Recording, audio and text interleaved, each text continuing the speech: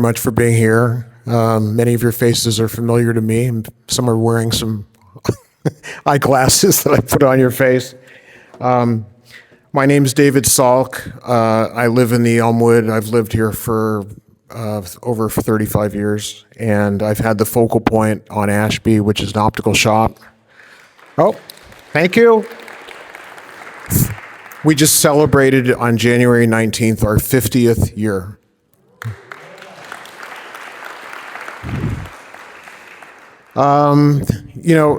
I think back to how business districts overcome obstacles, and Don talked very well about how business districts find their equilibrium, and it doesn't happen in a year or 3 years or 5 years. It happens over 10 or 20 years, and business districts change. They mold themselves according to the times. When I first moved to the Elmwood, we had a five and dime, and we had a shoe repair shop. We had a couple of drug stores. We had a hardware store. And it was wonderful. I mean, it was a snapshot at a point in time, and it was fabulous. But times change, and the zoning changed. At first, we had a quota system over a period of time, and then it became clear that the quota was too restrictive because we had a lot of vacancies, and landlords and property owners needed more flexibility, and so that changed. But still, the Elmwood persevered, and today I'm happy to say that it's working pretty well. We do have some businesses that are leaving. Elements is going to be closing. They've decided to retire, and there will be some changes along the way. But it's a working ecosystem. And also, I want to just quickly mention something that I've been doing a little bit of research into, and that's the concept of maybe most of you or many of you know about the idea of a third place.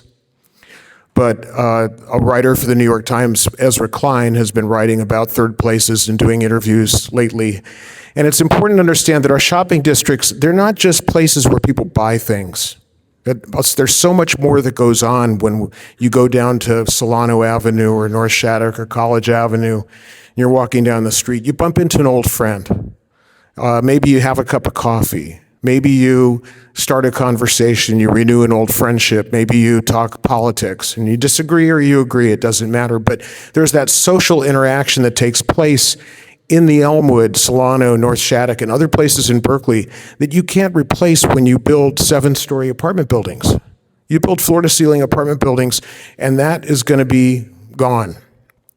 So there's a social aspect to this that I think is really worth considering. We constantly read in the newspapers and online and so forth about how isolated people are feeling these days. And isolation and the depression and all these mental health issues, they're real. They're not just imagined. And so these shopping districts perform a function that is beyond just goods and services, which is great. I mean, the goods and services part is wonderful, and I support my family, and I've got 10 employees, and I'm proud of what I built. But there's more to it than that. There's also the aspect that small businesses give back, okay? Small businesses give back. I'm very proud to say that over the years that I've been here, I belong to a number of nonprofits. I'm on the board of a couple, and most of those are dealing with providing free eye care for underserved people. For 15 years, I gave concerts in New York at the Hard Rock with friends of mine, and we would raise $200,000 to give away free eye exams and free eye care. That's not a local thing, but it's a spirit that business people have when they're given the opportunity of doing so. Project Homeless Connect in San Francisco is another organization that I work with that helps underserved. Coalition of Concerned Medical Professionals. These are all things that matter to our overall community, and they're not just part of selling stuff and taking money. They're give-backs, right? And I remember, years ago when Amazon was first getting started, there was a group that was formed in Berkeley called the Main Street Alliance. And some of you may remember it, but it was started, Andy Ross and a handful of other bookstore sellers were beginning to get concerned because Amazon was selling books online. And they were very concerned about the future of independent bookstores.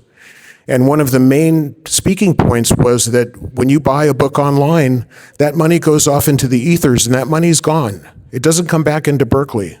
It doesn't come back into our community where it gets recirculated. It's just gone. So these issues are not new. And certainly the issues of maintaining our small businesses and our corridors are not just about keeping an optical shop open or keeping the bird shop open or keeping the bookstore open, although those things are important, particularly important to me. But beyond that, it's what is the quality of life issue here? What are we talking about? And when we meet with the city, and we've had many meetings with the city, and I just want to express my gratitude to Don and to everybody else who's volunteered here. Hundreds of hours have been put in having these meetings and doing things, but I'm struck by the disconnect they have with the impact that this will have. They seem so driven by something, and I can't even understand what it is other than they want to get on the right side of development because they want to run for state office someday. I don't know. But it's not human. It just isn't human. You've got these business people who've put in 30, 40, 50 years of their lives, and then you come along and you drop a bombshell of a plan without any notice, without any letters going out, anything. And then when people come to you and say, what about the damage this could possibly do? Their idea of mitigation after 6 months of conversation was to say, well, for the businesses that are going through 2 to 3 years of construction, we're going to have a Buy Berkeley program. Can you imagine? That's their answer for a business that's going to drop their revenue by 20, 30, 50%, have to lay off half their staff and suffer other consequences, is we're going to buffer you by having a Buy Berkeley program. I mean, it's absolute, there's no connection with reality here. So I just want to mention one last thing, and I'm going to turn it over to whoever is next, if there is somebody. But many of you may know, but I have been involved with the Elmwood Theater Project for 35 years.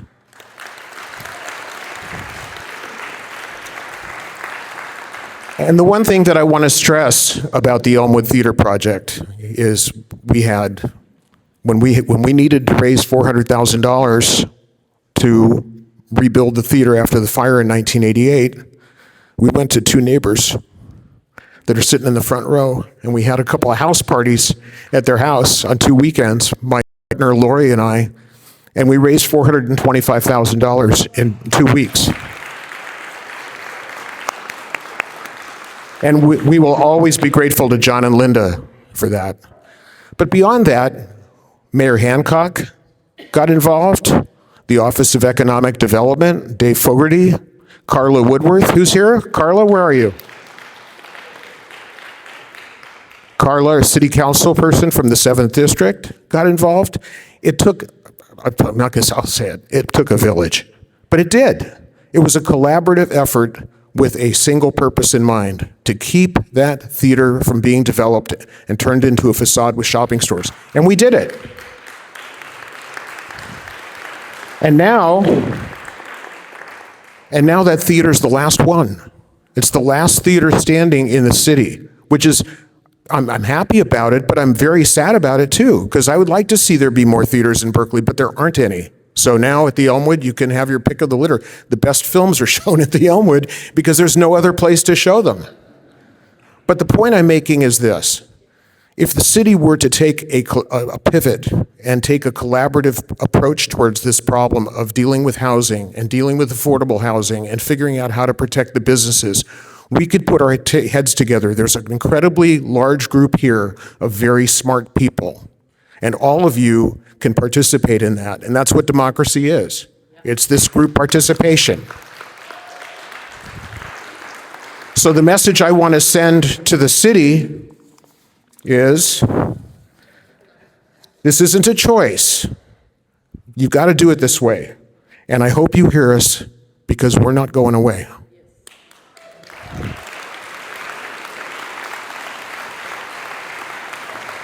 Thank you.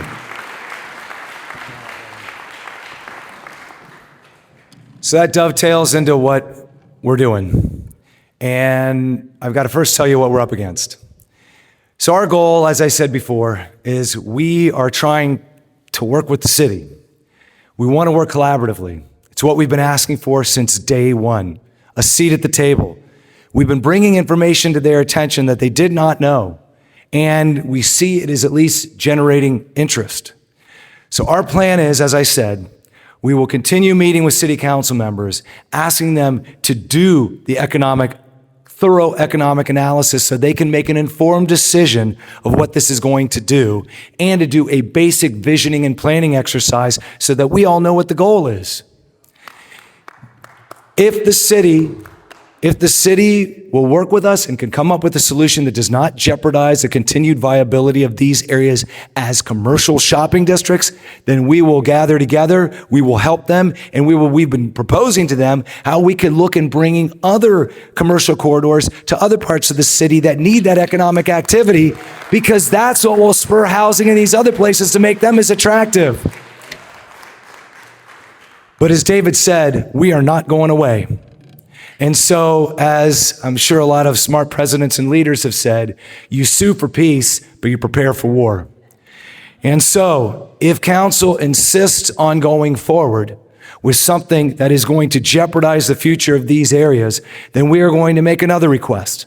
And that is for them to let the people decide by putting the issue on the ballot.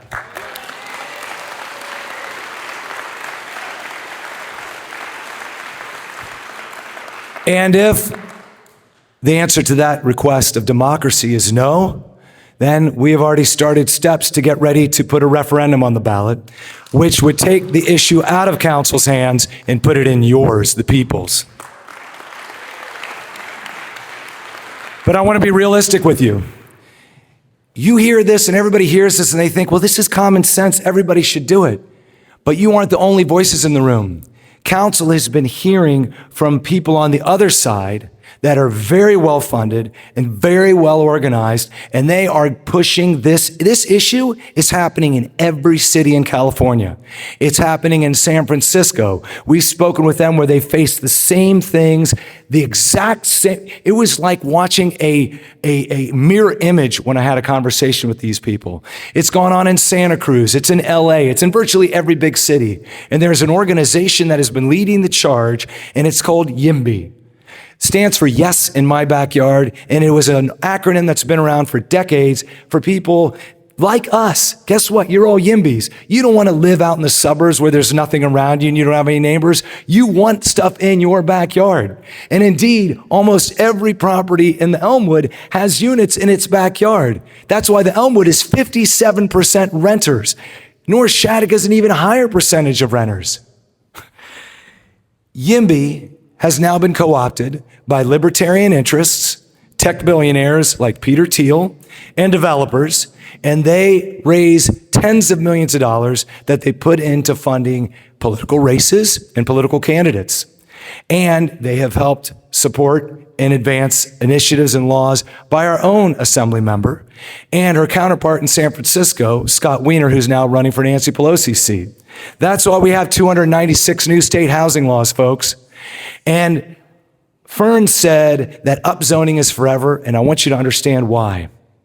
If the city goes forward with this extreme move that is exponentially a bigger jump than anything anyone anywhere has ever done before, and then later they start to see these impacts that we are telling them is going to happen because we've actually talked to the people that will be making the decisions that cause it to happen, then you would think a city could, the future city council or even this one, could change course. It could go back and fix the law and reduce that ridiculous upzoning to break it down to something normal. They cannot, because in state law in California now, upzoning is forever. It's the one place where gravity does not apply. What goes up can never come down. So it argues for a go slow approach. But these folks, everyone recognizes there's an affordability crisis. And the developer and libertarian interests have taken advantage of that crisis to push through a development agenda that says local government, get out of the way, allow the developers to build what they want, where they want, how they want, and charge whatever they want. If that's what we want, then we should all go home, have a cocktail, and call it a day. But it's not what we want. And that's why we are up against powerful interests that are far better organized than us, and they are certainly better financed. But you folks are not, a friend called me something yesterday, he said, you're a white cap. I said, what's a white cap? He's like, You're a gray hair, but you're fired up. And so you're like a white cap in the ocean that you'll turn over a boat that's going the wrong way. I was like, ooh, I'm going to use that today. So fellow white caps, you've seen enough battles in the past to know that when people are up against overwhelming odds of well-organized, well-funded groups that want to prioritize their own financial self-interest at the community's expense, you know what to do. You rise up and you organize, because council responds to the voters if they are hearing from the voters. So please write an email or a letter to your council member and every other one if you wish. We've given you some bullet points in the handout. Please also join us, because we need more people helping us. I will tell you this, we have fun and we have good parties, and there's gonna be more to come, and I make the cocktails. So we will have, before your applause, and then we're gonna get into Q&A. Before you leave, if you're thinking of leaving, we're gonna have Q&A for a bit, but we're gonna be about 10 minutes of that, and then like I said, I'll stick around. Everybody can come here that has more questions, but we're gonna have people in that room just behind the church here where you can go if you're interested in the different activities that we have that we need people's help to organize so that we can bring the masses to counteract the wealth of the special influence that is pushing council in the other direction. We're looking for people that can help us on our events committee to have more events like this so that we can get the word out. People that are willing to go door to door, as some people have, to collect people's emails, get them informed, and let them know, because we need to follow up with them if we do have to go forward with the referendum later. Media outreach, people that have connections and experience with media. We're gathered there to get more media impressions, because the media has been hook, line, and sinker sold on the IMBY message. And we're finally getting, when we spent time with media, to realize that no, housing doesn't belong absolutely everywhere. It doesn't belong someplace where we bulldoze something that works to put up something new. And then we also have a fundraising committee and opportunities to organize people to host house parties where they can invite their neighbors and their friends. We will provide a speaker to get people aware of this. That helps get the word out, builds our political base, and helps us raise the funds that we're going to need to do whatever we need to do, because we are not going to let this happen. And so, now you can clap. So let me open it up for a bit of Q&A if we can. And we have a microphone if you need it. Yes, it is.